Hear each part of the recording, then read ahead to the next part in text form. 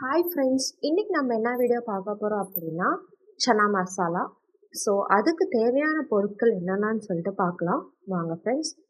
First பார்த்தீங்கன்னா உப்பு, இஞ்சி பூண்டு பேஸ்ட்டு, வெங்காயம், தக்காளி, பட்டை லவங்கம், பச்சை மிளகாய், கடலை, மிளகாத்தூள், எண்ணெய். இப்போது ஃபர்ஸ்ட் நம்ம என்ன பண்ணிக்கலாம், குக்கர் எடுத்துக்கலாம் ஃப்ரெண்ட்ஸ். இந்த சனா பார்த்தீங்கன்னா நான் நைட்டே ஊற வச்சுட்டேன். ஸோ மேக்ஸிமம் ஒரு 8 ஹவர்ஸ் ஊறினா போதும். ஸோ மார்னிங் இப்போ நான் ஒரு குக்கரில் ஒரு 5 to 6 இல்லைன்னா 5 to 8 விசில்ஸ் விட்டுக்கலாம் ஃப்ரெண்ட்ஸ். ஸோ இப்போது விசில் விட்டுக்கலாம். உங்களுக்கு நல்லா கொஞ்சம் மேஷ் ஆகிற அளவுக்கு நம்ம விசில் விட்டுக்கலாம் ஃப்ரெண்ட்ஸ். தென் இப்போ பார்த்தீங்கன்னா நான் தக்காளி ஒன்றரை தக்காளி அளவு பார்த்தீங்கன்னா மிக்ஸி ஜாரில் அரைச்சிக்கிறேன். கொஞ்சம் கிரேவியாக வேணும் அப்படின்னா மிக்ஸி ஜாரில் தக்காளி அரைச்சிக்கலாம் ஃப்ரெண்ட்ஸ். ஸோ இப்போ பேஸ்ட்டாக நல்லா அரைச்சி எடுத்துக்கலாம். இப்போ பார்த்தீங்கன்னா 7 விசில்ஸ் விட்டாச்சு. இப்போது சன்னா பார்த்தீங்கன்னா நல்லா பாயில் ஆகிடுச்சு. ஸோ இதுவுமே பார்த்தீங்கன்னா கொஞ்சம் ஹார்டாக இருக்குது. ஸோ உங்களுக்கு வேணும்னா இன்னொரு 5 விசில்ஸ் கூட நீங்கள் விட்டுக்கலாம். ஸோ இப்போ நெக்ஸ்ட் இது பார்த்தீங்கன்னா ஒரு இதில் ட்ரான்ஸ்ஃபர் பண்ணிடலாம். அதே குக்கரில் நெக்ஸ்ட்டு பார்த்தீங்கன்னா ஆயில் ஆட் பண்ணிக்கலாம் ஃப்ரெண்ட்ஸ். ஸ்டவ் ஆன் பண்ணி ஆயில் ஆட் பண்ணிக்கலாம்.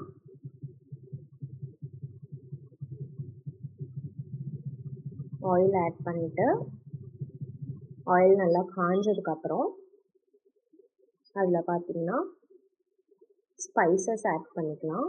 பட்டை, லவங்கம், கிராம்பு ஆட் பண்ணிவிட்டு நான் வெங்காயம் பார்த்தீங்கன்னா ஒரு வெங்காயம் எடுத்துருக்கேன். அது நல்லா சாப் பண்ணி குட்டி குட்டியாக சாப் பண்ணி எடுத்துக்கிட்டேன் ஃப்ரெண்ட்ஸ். அப்போ தான் இந்த சனா மசாலாவில் அது நல்லா இருக்கும் டேஸ்ட்டு. ஸோ அதனால் குட்டி குட்டியாக சாப் பண்ணி வச்சுருக்கேன். தக்காளியும் பார்த்தீங்கன்னா ஒரு ஹாஃப் தக்காளி நான் சாப் பண்ணி எடுத்திருக்கேன். பேலன்ஸ் 2 தக்காளி டோட்டல். அதில் பேலன்ஸ் தக்காளி நான் மிக்ஸி ஜாரில் அரைச்சிட்டேன் ஃப்ரெண்ட்ஸ். இப்போது இந்த வெங்காயம் வணங்குறதுக்கு கொஞ்சம் உப்பு ஆட் பண்ணிக்கலாம்.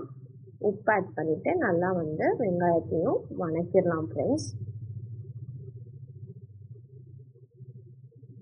இதுலேயும் பார்த்தீங்கன்னா கொஞ்சம் ப்ரௌனிஷ் கலர் வர அளவுக்கு வெங்காயம் நல்லா வணங்கட்டும் ஃப்ரெண்ட்ஸ். இப்போ இதில் பார்த்தீங்கன்னா இஞ்சி பூண்டு பேஸ்ட்டு ஒரு 1/2 டீஸ்பூன் ஆட் பண்ணுறேன்.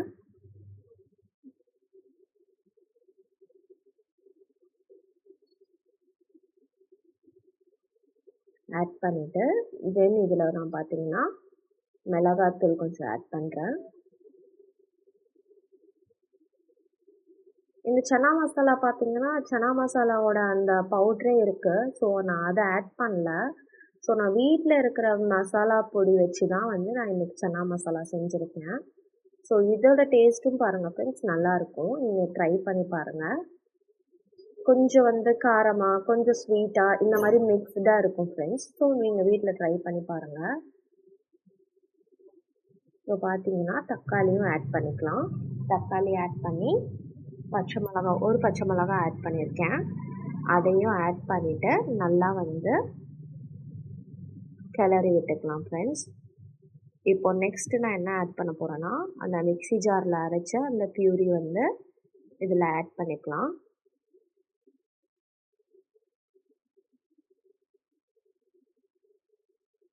நல்லா மிக்ஸ் பண்ணிக்கலாம்.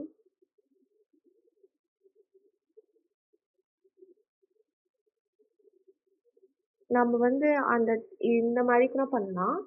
நம்மளுக்கு அந்த திக்னஸ் இன்னும் கிடைக்கணும், கொஞ்சம் வாட்ரி ஆகிடுச்சு அப்படின்னா அந்த சனா பாயில் பண்ணியிருக்கோம் பார்த்தீங்களா, அந்த சனாவையே கொஞ்சம் நல்லா மேஷ் பண்ணி விட்டு ஆட் பண்ணிக்கலாம். இப்போ நான் இதில் பார்த்தீங்கன்னா கரம் மசாலா கொஞ்சம் ஆட் பண்ணியிருக்கேன்.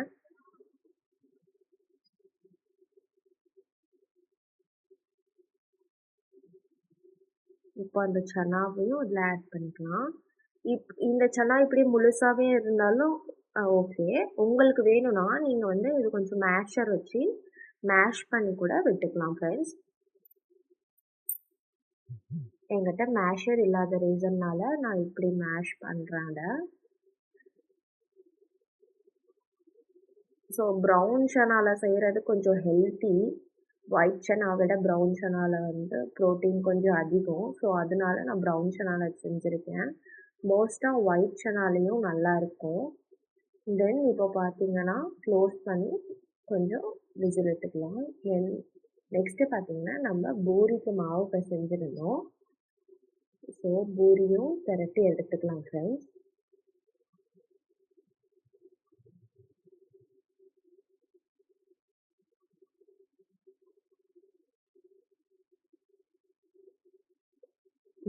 பூரிக்கு மாவெல்லாம் வந்து திரட்டிக்கலாம்.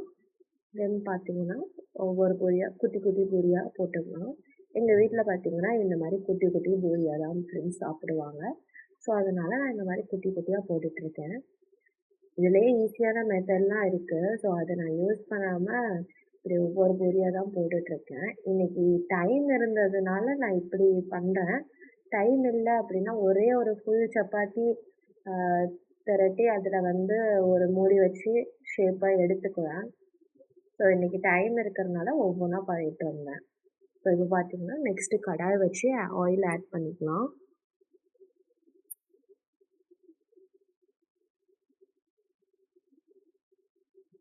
ஆயில் நல்லா காயட்டும் ஃப்ரெண்ட்ஸ். இப்போ பார்த்தீங்கன்னா நம்ம பூரி வந்து திரட்டியாச்சு. ஸோ ஆயில் நல்லா காயட்டும். நம்ம ஒவ்வொரு பூரியாக போட்டு எடுத்துக்கலாம். அந்த ஃபர்ஸ்ட் பூரி ஆட் பண்ணும்போதே வந்து பார்த்திங்கன்னா ஆயில் கொஞ்சம் சூடு ஆகலை. நான் நார்மல் சூடுக்கே நான் வந்து ஆட் பண்ணிட்டேன். அதனால தான் பூரி வந்து உப்பி வரல ஃப்ரெண்ட்ஸ். பட் மற்றபடி டேஸ்ட்லாம் சூப்பராக இருந்துச்சு. ஆயில் சூடாகிடுச்சின்னு சொல்லிட்டு நான் பூரி போட்டேன். பார்த்திங்கன்னா ஆயில் இன்னும் கொஞ்சம் சூடானதாக வந்து பூரி வந்து உப்பி வரும். ஸோ இந்த மாதிரி ஒவ்வொரு பூரியாக போட்டு எடுத்துக்கலாம். ஒரு சில ட்ரிக் வந்து இந்த மாதிரி பூரி போட்டு அதுக்கு மேலே ஆயில் இந்த மாதிரி எடுத்து விட்டோம் அப்படின்னா பூரி வந்து உப்பி வரும்னு சொல்லிட்டு சொல்லுவாங்க. நான் இன்றைக்கி பண்ணியிருக்கிற பூரி வந்து பார்த்திங்கன்னா கோதுமை மாவில் தான். மைதா மாவு ஆட் பண்ணல. வெறும் கோதுமை மாவில் தான். எங்கள் வீட்டில் மோஸ்ட்டாக கோதுமை மாவு தான் ப்ரிஃபர் பண்ணுவாங்க. ஸோ அதனால் இந்த மாதிரி பூரி எல்லாமே போட்டு எடுத்தாச்சு ஃப்ரெண்ட்ஸ். உங்களுக்கு இந்த வீடியோ பிடிச்சிருந்துச்சுன்னா லைக் பண்ணி ஷேர் பண்ணி சப்ஸ்கிரைப் பண்ணுங்கள் ஃப்ரெண்ட்ஸ். Thank you all. நம்மளோட சன்னா மசாலா வித் பூரி ரெடி.